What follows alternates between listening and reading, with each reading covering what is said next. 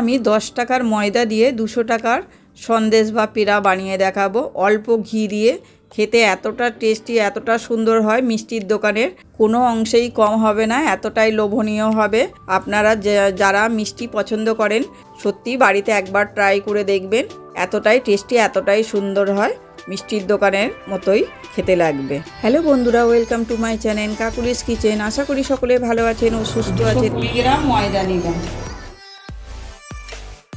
220 গ্রাম ময়দা নিলাম, আর 30 গ্রাম আমি ঘি নিয়েছি। ঘিটা একটু গলিয়ে নিয়েছি। আমি একটু ময়দাটা ভালো করে ফ্রাই করে নেব, ফ্রাই করে নেব। অল্প অল্প করে ঘি দেবো আর ময়দাটা একটুখানি ড্রাই করে নেব। ময়দার এই সন্দেশটা যে এতটাই সুন্দর হয়, এতটাই টেস্টি হয়, কাউকে খেতে দিলে সে বুঝতেই পারবে না শুধু দুধ দিয়ে তৈরি না ময়দা দিয়ে তৈরি।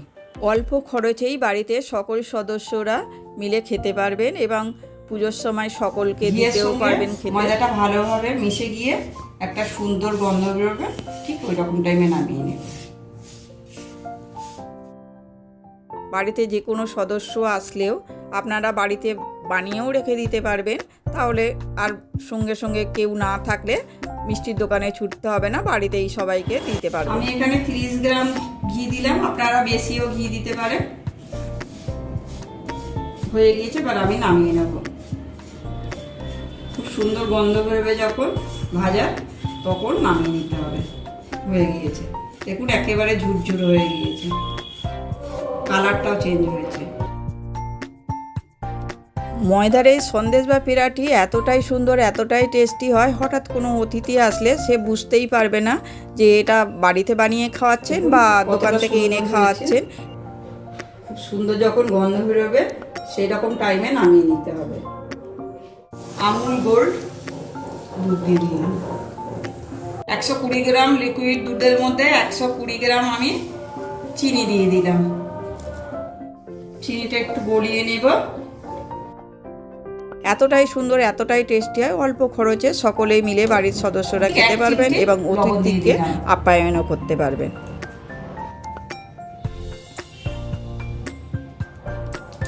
ভালো করে আমি চিনিটা গলিয়ে নেব। মধ্যে আমি 1/4 টিস্পুন এলাচ গুঁড়ো দিয়ে দিলাম।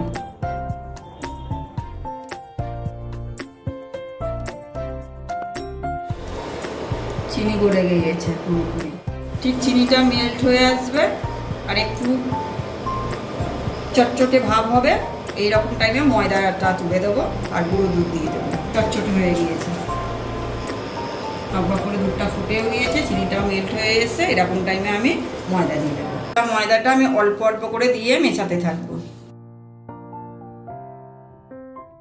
এটা ভালো করে মিশিয়ে নিয়ে মিশে গেল, এবার আমি এর মধ্যে গুঁড়ো দুধ দিয়ে দেবো। 8 গ্রাম গুঁড়ো দুধ দিয়ে দিলাম এতে।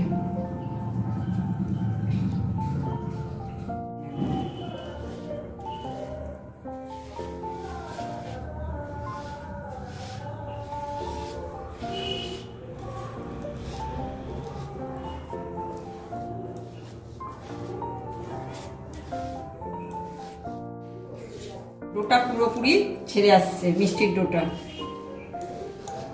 তখনই বুঝবো পারফেক্ট হয়েছে। ঠিক এইরকম টাইমে আমি ঘি দিয়ে দেব। ঘি দিয়ে দিলাম, তাহলে মিষ্টিটা অনেকদিন ভালোও থাকবে আর ফ্লেভারটাও ভালো আসবে।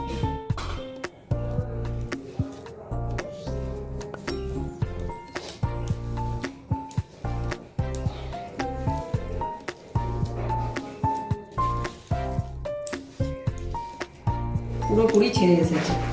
যখন ঘিটা দিয়ে পুরোপুরি ছেড়ে আসবে কড়ার থেকে, ঠিক এইরকম টাইমে নামিয়ে নিতে হবে এটা, তখন বুঝতে হবে যে পারফেক্ট হয়েছে।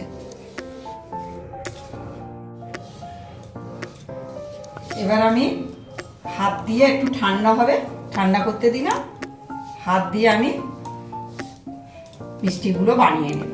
একটু ঠান্ডা হবে, তবে একটু গরম থাকতে থাকতে করতে হবে। দিয়ে আজকে পেড়া মিষ্টি বানিয়ে দেখাবো আপনাদেরকে। এই পেড়া মিষ্টি খেতে সুন্দর লাগে। এই টাইমে আমি নামিয়ে নিলাম। একটু ঠান্ডা হতে সময় দিতে হবে। আমি এখানে সমান মাপের একটু লেচি গুঁড়ো করে নিলাম।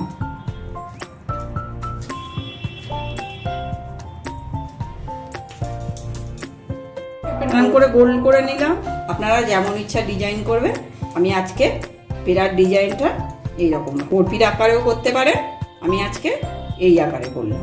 আপনারা এই সন্দেশ বা পেড়া মিষ্টিগুলো এয়ারটাইট কন্টেনারে রেখে সংরক্ষণ করে রেখে দিতে পারবেন, 1 মাস ধরেও খেতে পারবেন। কোনো অংশেই স্বাদে বা গন্ধে কম হবে। একটু থেবড়ে দিলাম, অল্প করে দিলাম, চিনিটা লাগিয়ে নিয়ে এতে আমি চিনির গুঁড়ো মিশিয়ে নিলাম। আপনারা যেমন ইচ্ছা ডিজাইন করবেন।